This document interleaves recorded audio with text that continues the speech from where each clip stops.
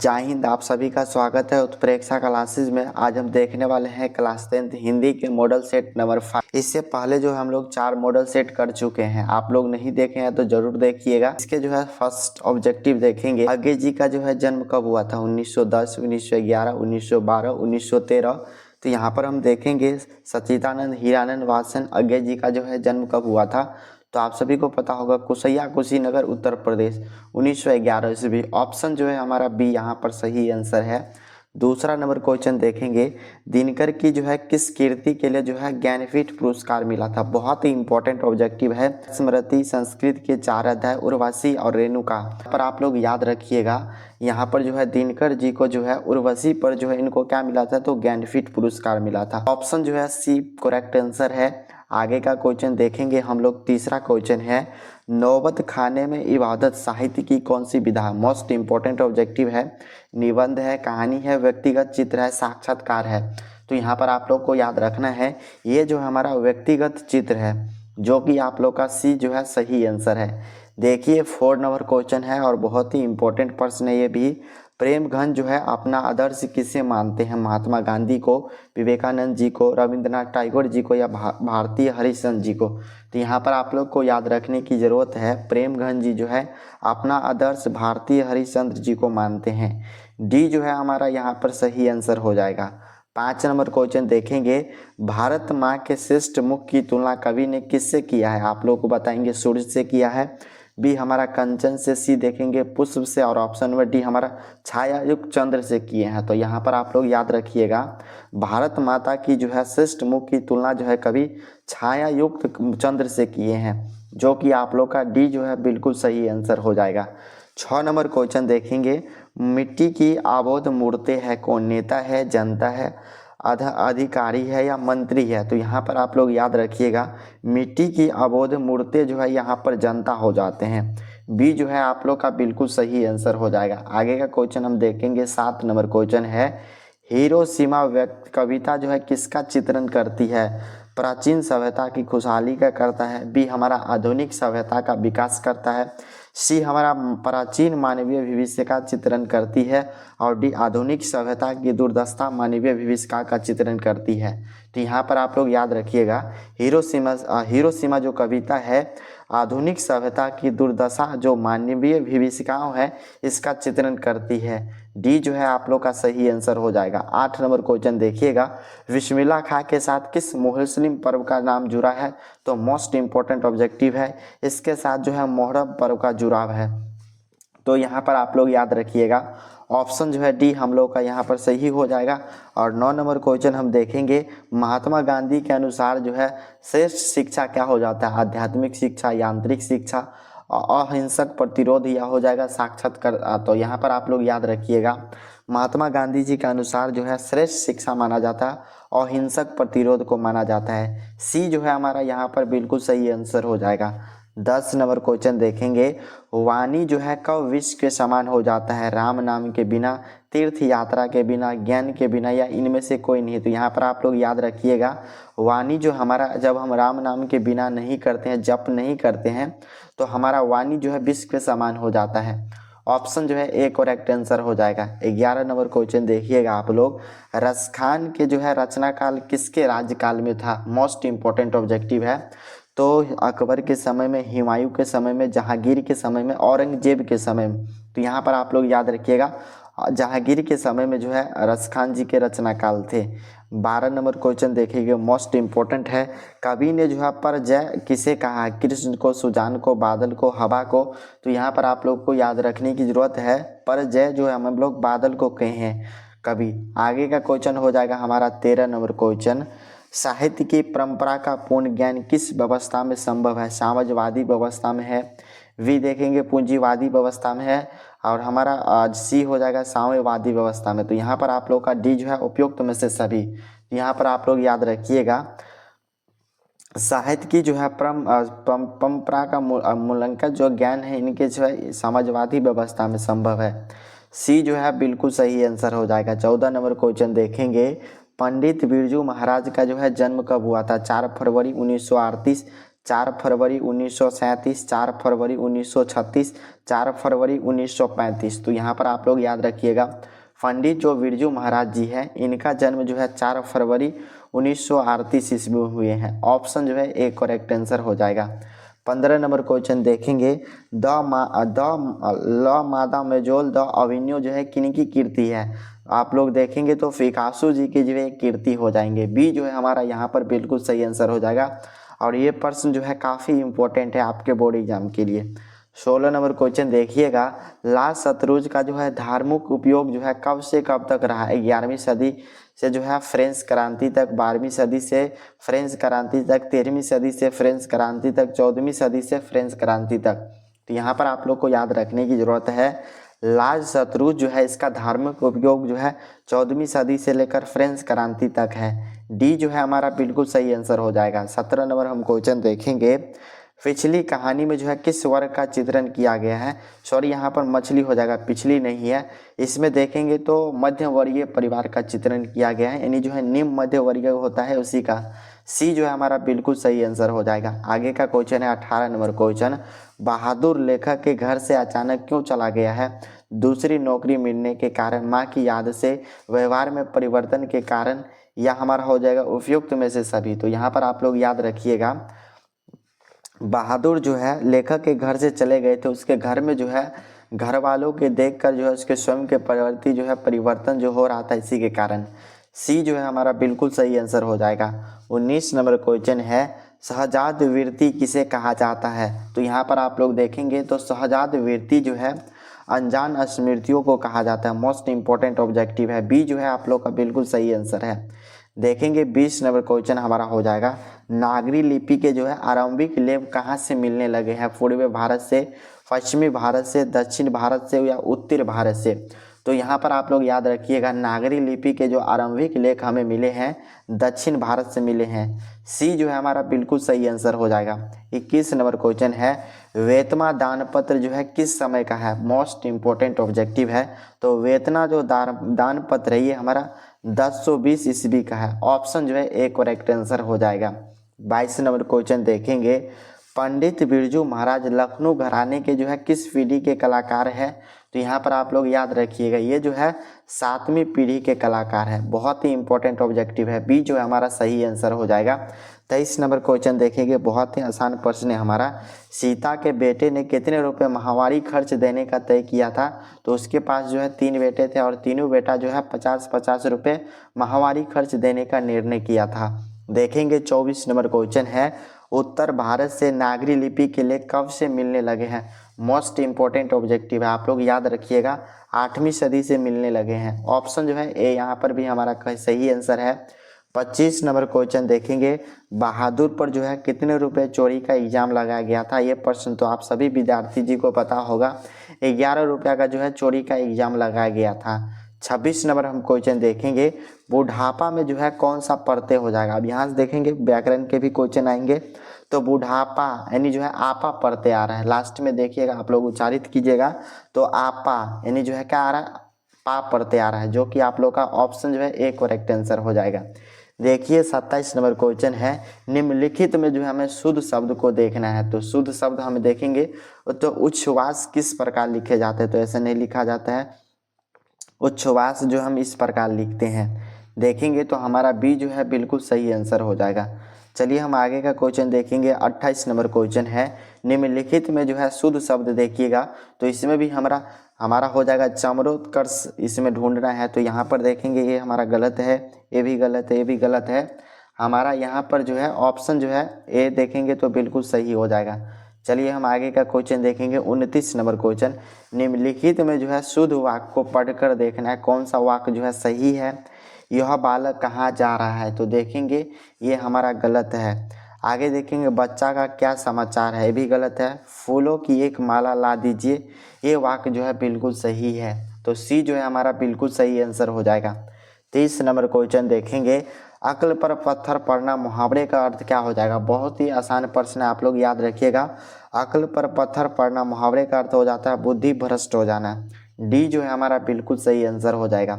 31 number question देखिएगा आप सभी बच्चे में ये वाला प्रश्न किए होंगे, वर्णों की संख्या कितनी है। तो आप सभी को पता होगा, बचपन से ही पढ़े होंगे, वर्ण के दो भेद होते हैं, एक हमारा स्वर वर्ण हो जाता है, दूसरा हमारा व्यंजन हो जाता है। तो यहाँ पर हमारा ऑप्शन जो है एक करेक्ट आंसर हो जाएगा। 32 नंबर क्वेश्चन देखेंगे, स्वर वर्णों की संख्या कितनी है। तो आप सभी को पता होगा, स्वर वर्ण की संख्या पूछा जाएगा तो 11 है, और व्यंजन वर्ण की संख्या पूछा जाएगा तो कितना हो जाएगा, तो 33। तो यहाँ पर आप लोग याद रखिएगा, बी जो है हमारा बिल्कुल सही आंसर है। 33 नंबर क्वेश्चन देखिए, वही वाला प्रश्न है, व्यंजन वर्ण कितने हैं। तो अभी जस्ट बताया है, व्यंजन वर्ण की संख्या पूछा जाएगा तो 33 है। तो यहाँ पर आप लोग याद रखिएगा, ऑप्शन जो है सी हमारा बिल्कुल सही आंसर है। आप लोग उच्चारण स्थान को जो है एक ऑब्जेक्टिव पूछा ही जाएगा तो आप लोग को याद कर लेना है। क वर्ण का उच्चारण स्थान बताइए, तो पढ़िए, क जो है हमारा कंठ से निकलता है। तो यहाँ पर हमारा ऑप्शन जो है डी बिल्कुल सही आंसर हो जाएगा। देखिए हमारा 35 नंबर प्रश्न है, तालव स वर्ण का उच्चारण स्थान बताना है। तो पढ़िए, तालव स यानी जो है तालु से निकल रहा है। ऑप्शन जो है ए यहाँ पर क्या हो जाएगा, करेक्ट आंसर है।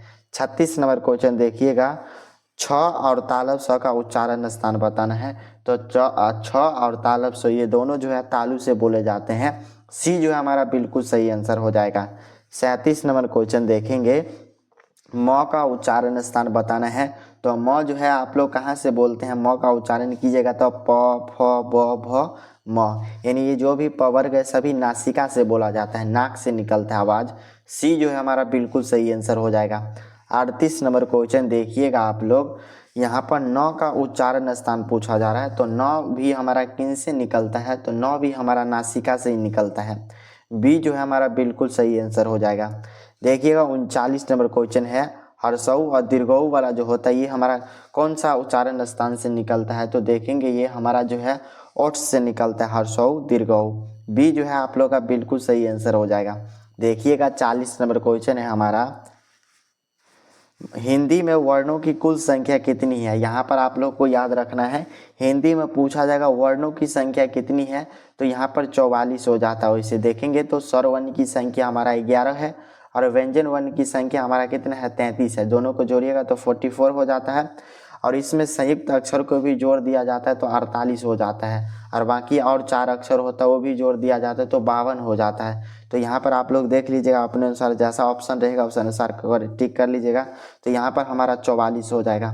चलिए हम आगे का क्वेश्चन देखेंगे। 41 नंबर क्वेश्चन, अ का उच्चारण स्थान बताना है। तो अ का जो है उच्चारण स्थान क्या हो जाएगा, पढ़िए, अ ये जो हमारा कंठ से निकल रहा है। ऑप्शन जो है ए यहाँ पर भी हमारा करेक्ट आंसर है। 42 नंबर क्वेश्चन देखिएगा, ल का उच्चारण स्थान बताना है। तो ल देखेंगे तो ल भी जो हमारा दंत से निकल रहा है, यानी दंत जो है स्पर्श हो रहा है। ऑप्शन जो है ए करेक्ट आंसर हो जाएगा। आप 43 नंबर क्वेश्चन देखेंगे, ए और ए का उच्चारण स्थान बताना है। मोस्ट इंपॉर्टेंट ऑब्जेक्टिव, सभी उच्चारण स्थान वाला जो भी पूछे गए हैं सभी प्रश्न इसमें हम ऐड किए हैं, तो अच्छे से देखिएगा। ए और ए जो हमारा कंठ और तालु से निकलता है। ऑप्शन जो है ए यहाँ पर करेक्ट आंसर हो जाएगा। 44 नंबर क्वेश्चन है, अंग का उच्चारण स्थान बताना है। तो अंग पढ़ेंगे तो अंग जो है हमारा नासिका से निकल रहा है। तो देखेंगे हमारा ऑप्शन जो है डी करेक्ट आंसर हो जाएगा। 45 नंबर क्वेश्चन देखेंगे, र का उच्चारण स्थान बताना है आप लोग को। तो र देखेंगे दंत से निकलता है, ओष्ठ से निकलता है, कंठ तालव्य से निकलता है या मूर्धा से निकलता है। तो र जो है हमारा मूर्धा से निकलता है। ऑप्शन जो है डी आप लोग का सही आंसर हो जाएगा। देखेंगे हम 46 नंबर क्वेश्चन है, मूर्धन्य दंश जो है इसका उच्चारण स्थान क्या हो जाएगा। तो दंश का आप लोग को बताना है। तो ये हमारा मूर्धा से निकलता है। आप लोग का बी जो है बिल्कुल सही आंसर हो जाएगा। देखेंगे हम 47 नंबर क्वेश्चन है, हर्षी और दीर्घी का उच्चारण स्थान आप लोग को बताना है। तो देखिए हर्षी और दीर्घी का उच्चारण स्थान क्या हो जाएगा हमारा, तो तालु हो जाएगा। आप लोग का सी जो है बिल्कुल सही आंसर है। देखिए हमारा उच्चारण स्थान से जो भी ऑब्जेक्टिव पूछे गए वो सभी लिए हैं, तो आप लोग घबराइए नहीं, सभी प्रश्न को देख लीजिए। इसमें से जो है कोई ना कोई एक उच्चारण स्थान आएगा ही आपके बोर्ड एग्जाम में। प और व का उच्चारण स्थान आप लोग को देखना है। तो प और व का उच्चारण स्थान हो जाएगा हमारा दंत प्लस में ओष्ठ हो जाता है, जो कि आप लोग का ऑप्शन जो है ए करेक्ट आंसर है। अब देखिए हमारा आगे का क्वेश्चन है 49 नंबर क्वेश्चन, सूरदास में जो है कौन सी संज्ञा है। तो देखिएगा सूरदास जो है किसी व्यक्ति का नाम है, तो ये हमारा व्यक्तिवाचक संज्ञा हो जाएगा। ऑप्शन जो है ए यहाँ पर आप लोग का क्या हो जाएगा, तो सही आंसर है। चलिए हम आगे का क्वेश्चन देखेंगे। 50 नंबर क्वेश्चन, स्थिर में जो है कौन सी संज्ञा है। तो स्थिर को हम क्या करते हैं, महसूस करते हैं, भाववाचक संज्ञा का उदाहरण हो जाएगा हमारा जो है बी, बिल्कुल सही आंसर हो जाएगा। चलिए हम आगे का क्वेश्चन देखेंगे। 51 नंबर क्वेश्चन, निराला की साहित्य साधना के रचनाकार कौन है। अब यहाँ से देखेंगे तो व्याकरण स्टार, उससे पहले 25 बुक था, फिर 25 व्याकरण है। अब देखते हैं फिर तो निराला की साहित्य किनकी जो है रचनाकार हो जाएंगे, तो ये जो है रामविलास शर्मा जी के हैं। ऑप्शन जो है डी आप लोग का सही आंसर है। देखिएगा 52 नंबर क्वेश्चन है, रामायण की रचना किस भाषा में हुआ। बहुत ही आसान प्रश्न है, आप सभी को पता होगा रामायण की रचना जो है संस्कृत भाषा में हुआ है।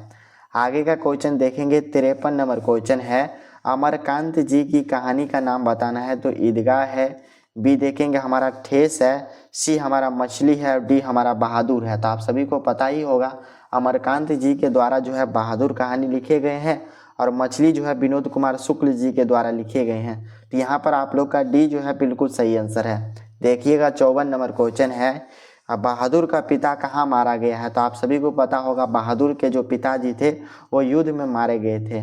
ऑप्शन जो है ए यहाँ पर करेक्ट आंसर है। देखेंगे तो बहुत सारे क्वेश्चन जो है पिछले जो हम 2-3 मॉडल सेट किए हैं उसमें बहुत सारे क्वेश्चन क्या हो रहा है, सेम टू सेम मिल रहा है। तो आप लोग को घबराने की ज़रूरत नहीं है, ऐसे हम और मॉडल सेट कराएंगे ताकि आप लोग का प्रैक्टिस होते जाए। देखेंगे 55 नंबर क्वेश्चन, द्विवेदी जी ने जो है नाखून क्यों बढ़ते हैं, किससे पूछा था।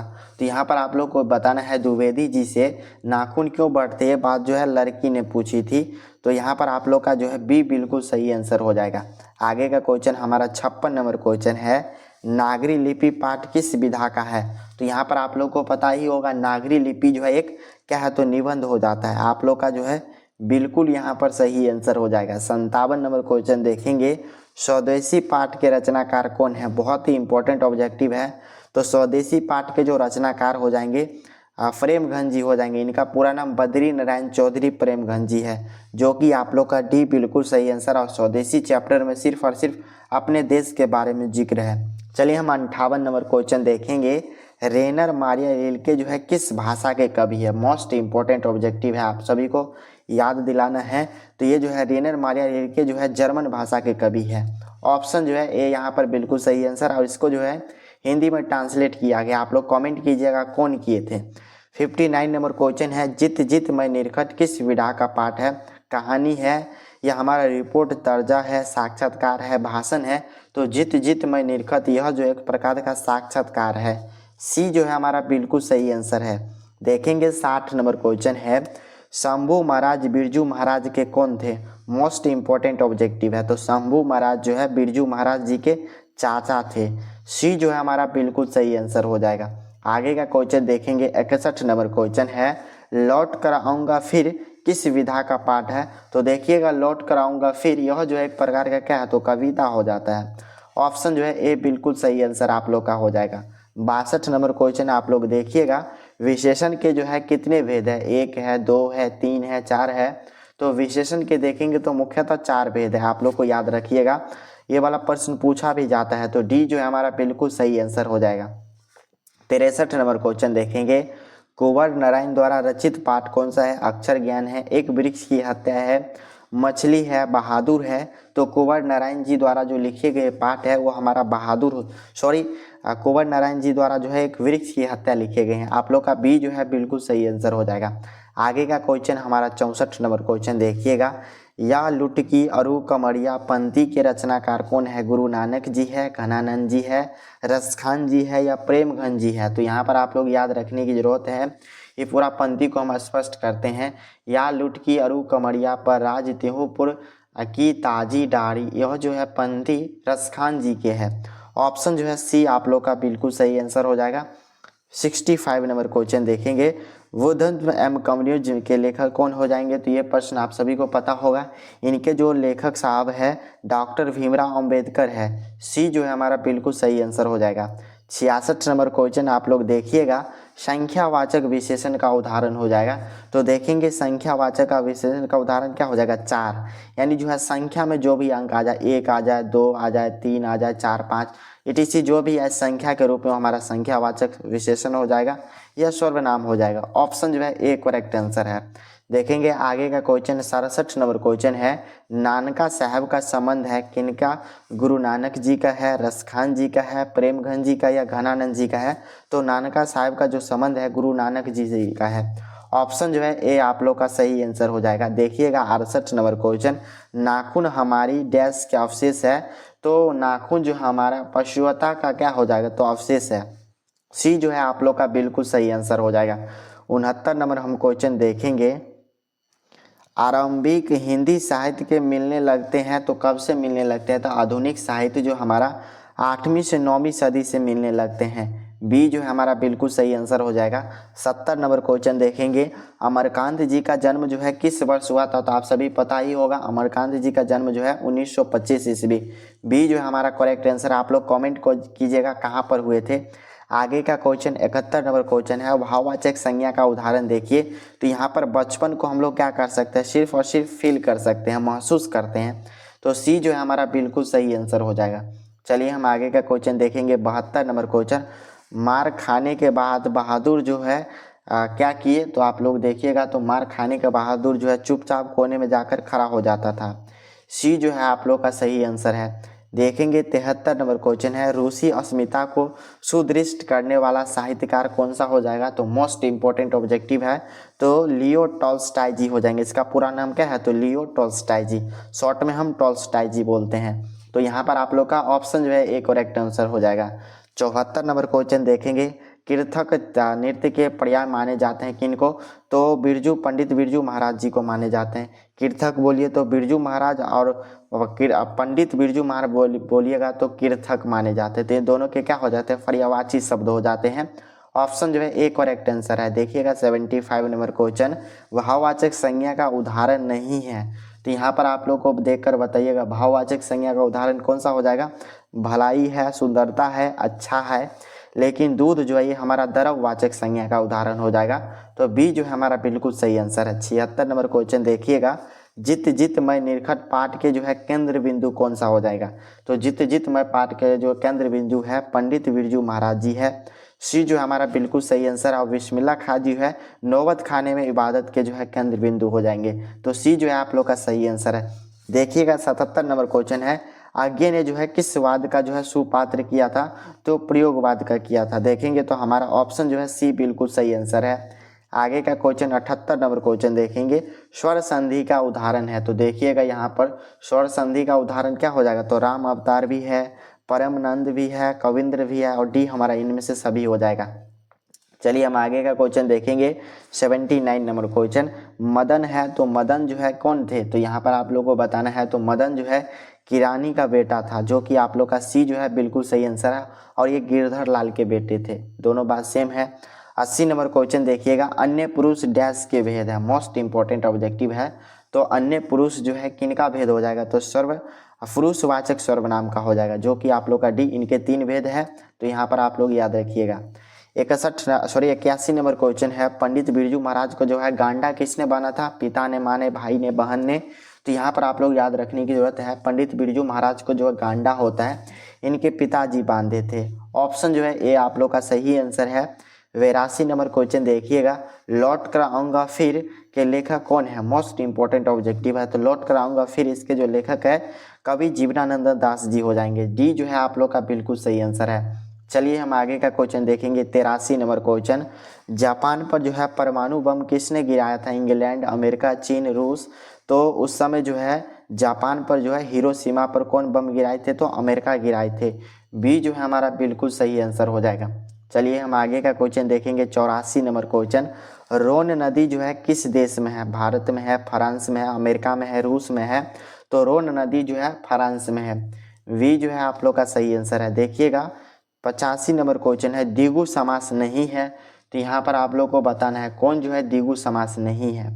आगे देखेंगे त्रिलोक जो है ये हमारा द्विगु समास है, इसमें संख्या आ जाता है शुरू में। आगे देखेंगे हमारा शताब्दी, ये भी है, नवरत्न भी है, लेकिन भाई भाई भाई बहन जो है ये क्या आ जाता है, तो हाइपन का चिन्ह आ जाता है, ये हमारा द्वंद्व समास हो जाएगा। बी जो है आप लोग का बिल्कुल सही आंसर है। चलिए 86 नंबर क्वेश्चन देखिएगा।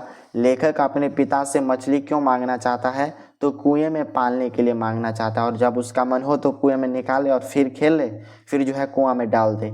सी जो है आप लोग का सही आंसर है। देखिएगा 87 नंबर, कविता नहीं है, अक्षर ज्ञान है, स्वदेशी है, हमारी नींद है, लेकिन हमारा जो है शिक्षा और संस्कृति जो है ये शिक्षा शास्त्र है। डी जो है आप लोग का बिल्कुल सही आंसर, और इनके लेखक जो है महात्मा गांधी जी हो जाएंगे।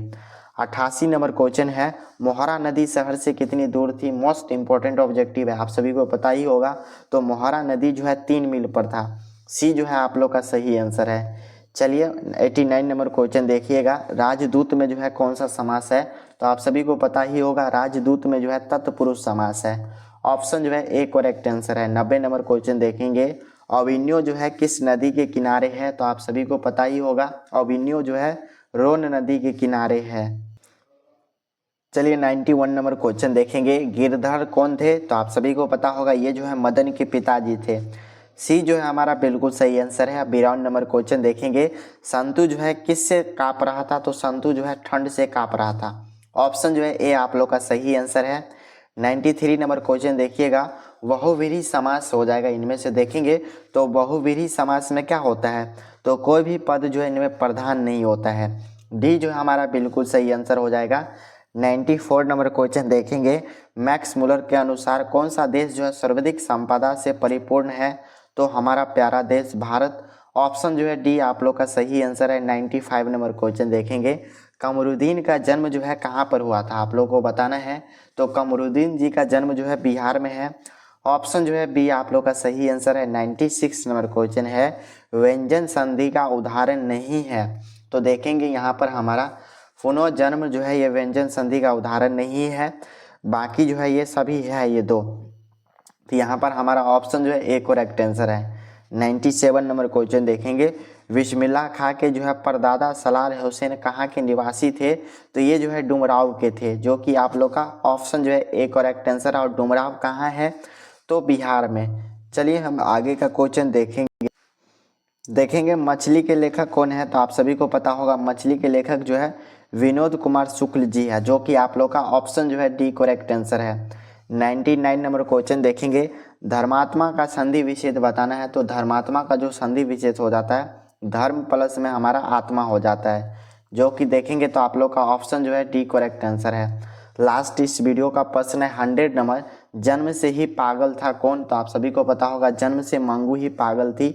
सी जो है यहाँ पर आप लोग का सही आंसर हो जाएगा।